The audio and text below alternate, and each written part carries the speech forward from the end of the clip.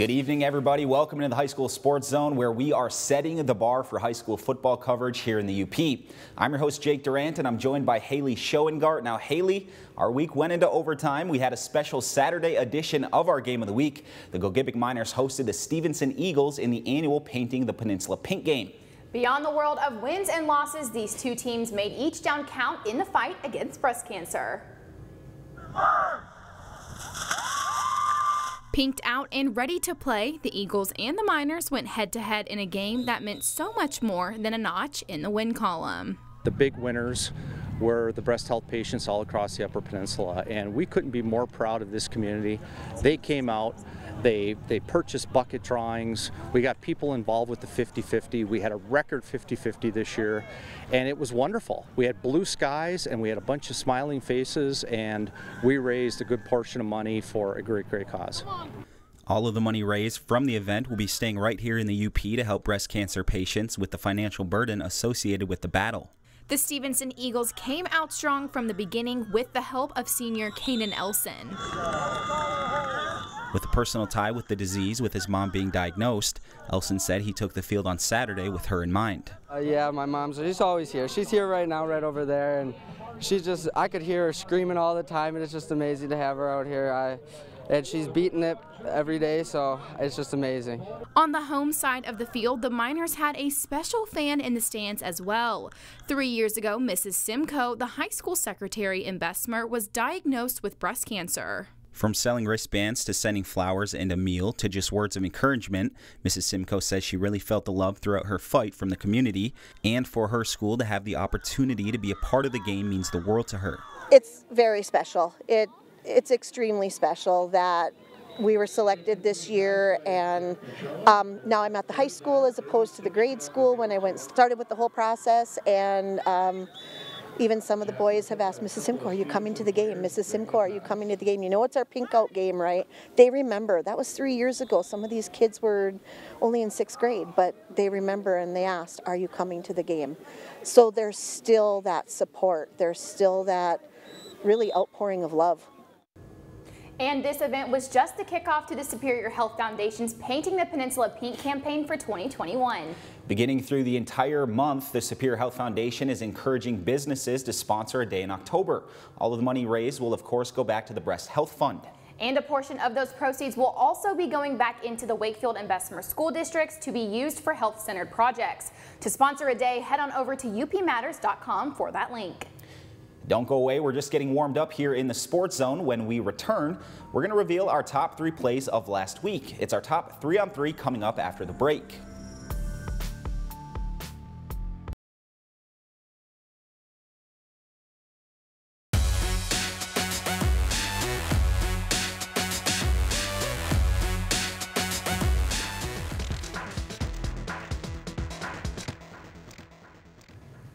It is time to reveal our top 3 plays of Week 5 of the high school season, Jake. Now these plays were so good, like Devin Hester, we had to run it back. This is our top 3-on-3 plays, sponsored by Recycle 906.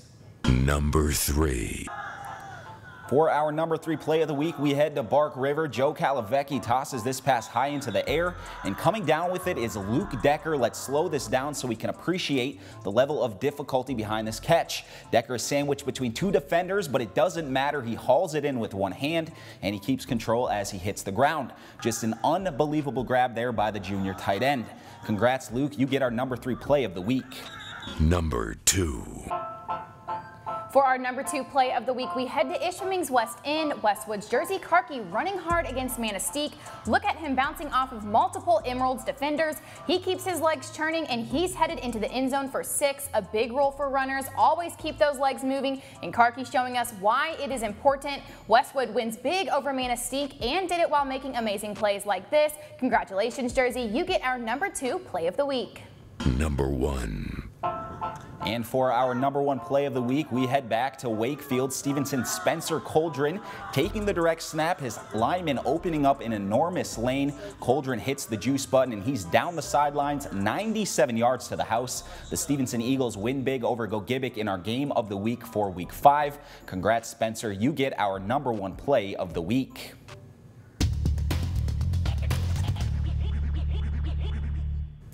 It's now time for our updated team rankings reveal. Remember, these rankings can and will change from week to week. Here are our high school sports zone team rankings brought to you by 41 Lumber.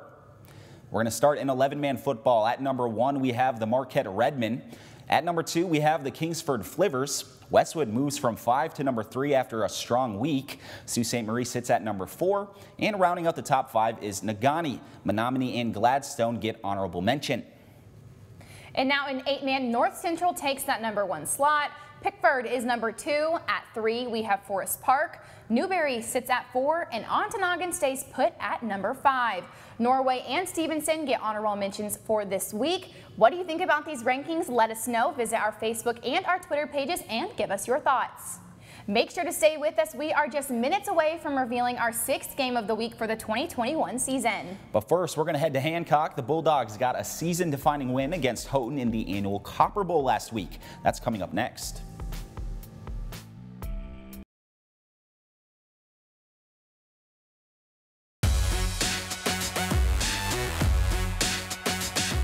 Welcome back into the Sports Zone. If you want to reach out to us, you can do it on our social media feeds. It's at the Local 3 Sports Zone on Facebook and at the Local 3 Sports ZN on Twitter. Also, keep up with us at upmatters.com/sportszone.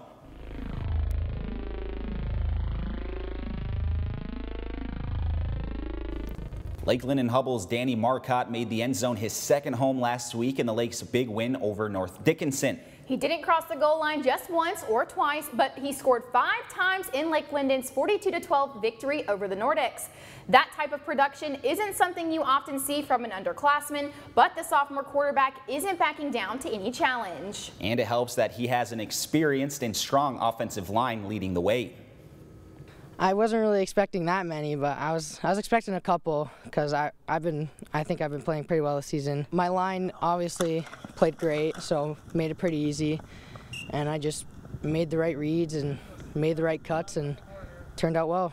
We have a lot of seniors on our line, starting up front with, Troy Corrigan, and then we have Marcus Sutherland and Ben Tampus at our end spots, and then Gabe Popko and Kirby Koskla doing a nice job up front as well, and then James Milkey coming out of the backfield blocking people. So it really begins there, and then Danny's done a really nice job preparing himself for the year. He's still a young player, but his work and dedication in the weight room and with working with me throughout the whole off season to prepare to be a quarterback at the varsity level, he's really done a nice job. The Lakes will need a strong performance from Marcotte once again when they take on Stevenson this Saturday.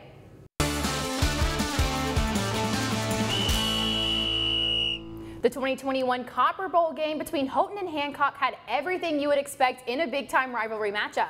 That's right, Haley. The Bulldogs edged their Crossbridge rival Houghton 20-17. Shane Aho found the end zone in the fourth quarter to give Hancock the lead. The Bulldogs defense then stepped up with Chad Nordstrom sealing the game with an interception, giving the Gremlins 8 turnovers on the night. Bulldogs assistant coach Matthew Strong said the win told him a lot about his team, who are getting better by the week. We went in there, we knew it was going to be a hard-fought game like it always is every year, and we were talking about the history of it, and it's just a big-time historical game for both programs, and we just said, guys, go out and make your own history one way or the other, and those kids came out and fought, and it was an emotional battle up and down. Super proud they came out. I mean, it was all them.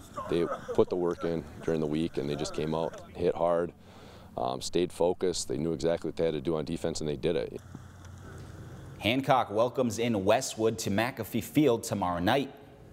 Coming up on the Sports Zone, we'll reveal where we're headed for our next game of the week. But first, we head to Calumet to speak with who I believe is the most electric player in all of the UP. And we'll meet with 2 foreign exchange students in Escanaba who are living out their dream of playing American football.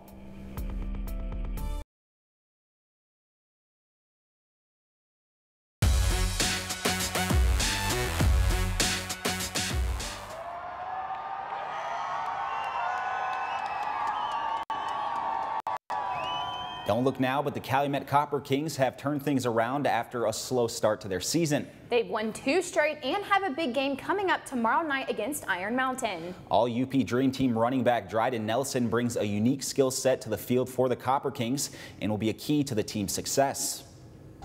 Sometimes the quietest people can make for the best leaders. For the Calumet Copper Kings, Dryden Nelson's quiet confidence is something they feed off of. You know, he's one of those quiet. He's not a hoorah type of kid, but no one works harder and keeps his mouth shut and just gets after it every day and leads by example. All of our leaders are kind of like that, and so they've kind of left their comfort zone and are leading us in a good way, and we need him to do that for us. He's a quiet leader. He leads by example, and he brings everything he's got every game and practice. I'm not the loudest player on the field, but I just like to get it done and show underclassmen what I can do, and hopefully like follow my footsteps. At just 5'9" and 170 pounds, Nelson isn't your typical running back. He's small, but he can run you over and he can run right around you. What makes Nelson so unique is his speed. He's able to make something out of nothing and can score the ball from anywhere on the field. Every play is something else. He's a tremendous athlete. In space, I don't think there's anyone better than him in the UP because he's just so quick and can change. He doesn't change speed, but he changes directions real fast. I just see something in front of me. I just gotta make it happen, I guess. Just try as hard as I can. Getting Nelson room to move is a top priority for the Copper Kings. We try and do a good job of getting him the ball and having those opportunities in open space. And he gets it on defense every so often with a pick. And special teams is always exciting because once the ball's in his hands, you never know what's going to happen. Nelson's all-around abilities out of the backfield make things easier for the Calumet coaching staff. It takes the pressure off. You know, you don't have to design plays just to get him in a place to score because he could take the ball from anywhere and in a bunch of people and all of a sudden come out and next thing you know you're watching him go for 6. He can impact the game in plenty of ways, running the ball, receiving, anything. If you're just running the ball, like players can just stop that. But if you can do multiple things like block, pass, catch, and you're harder to guard, or just a better player.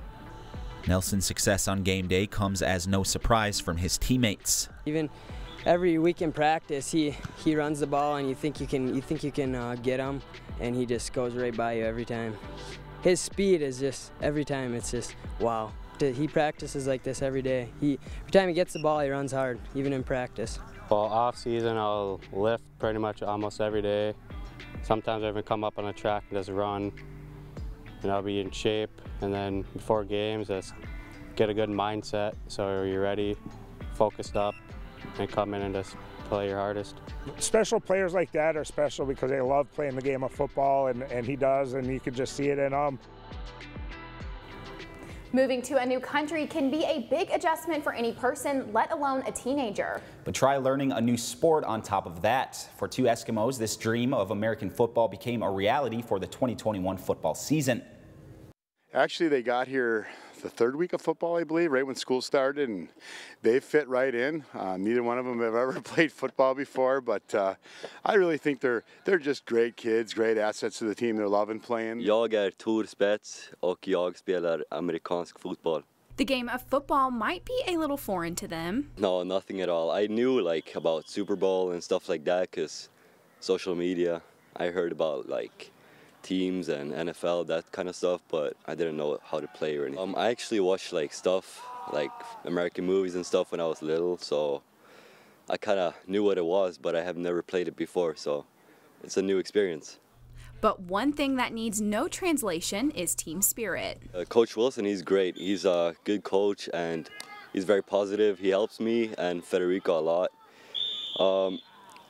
He supports the team and he does what's best for the team, and it's been great. The guys are awesome. It's amazing. They're very friendly and accepting and very welcoming. Tor isn't alone on the field when it comes to international competition. Io mi chiamo Federico, vengo dall'Italia e gioco a football in Eskimos. Oh, it's pretty cool, our sport, because there is too much rules and there is a lot of type of player, but it's a cool sport. The game is a way to feel connected, even when friends and family are so far away. Yeah, it's a cool team. We have a good season. Yeah, I hope that we win more games and that I can play in more play. These two have been in the UP for less than 2 months, but head coach Dave Wilson says they are already bringing so much to the Eskimo squad. So they've never even heard of Escanaba, Michigan, and you know they've come in here with a great attitude every single day, and they've just been great teammates. All the guys in there love them, and they're just really nice kids, and really enjoy playing the game of football. Regardless of wins and losses, this experience is something they'll never forget. Just want to play football, have fun, and make friends. Up next on the Sports Zone, it's that time we've all been waiting for. We'll tell you where we're going to be headed for our game of the week for Week 6, coming up next.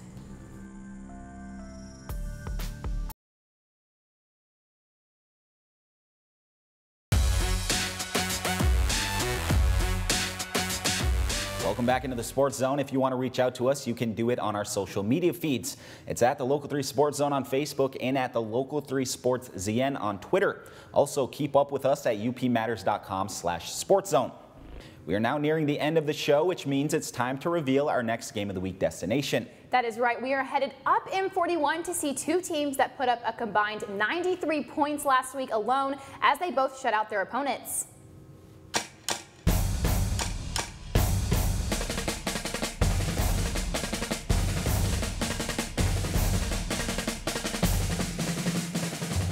Jake and I are looking forward to see if the Negaunee Miners and the Lawrence Purple Hornets will keep that momentum going for Week 6.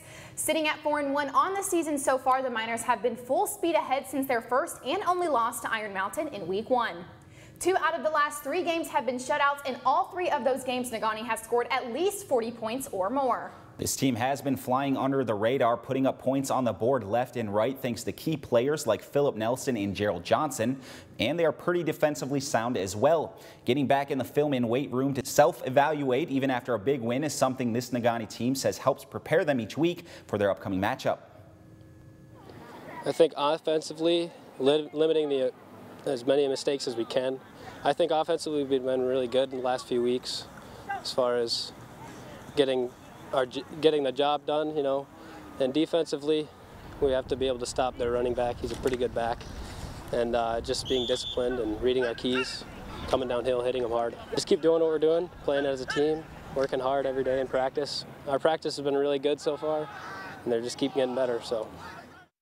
Let's move now to the home team. This is a big game for the Lawrence Purple Hornets. Through 5 games, Lawrence sits at 3-2, and a big win over Negaunee would go a long way for the Hornets, who have playoff aspirations. I'm expecting the crowd to be buzzing Friday night. This is Lawrence's homecoming game. For a talented group of seniors, this game is the one they've been looking forward to since day one. Oh, I'm super excited. Negaunee being one of the best teams in UP, probably one of the best offensive line. It's a good opportunity for our offensive line to go prove something. And it's because I love to go against these guys. You know, I know they're going to bring it. They're always strong. They always work in the weight room, and it just brings the best out of me. I feel good about our team. Our team's very physical, hardworking, but so is theirs. They're like run it right down your throat, and you got to stop it. If you don't, you can't really do anything about it.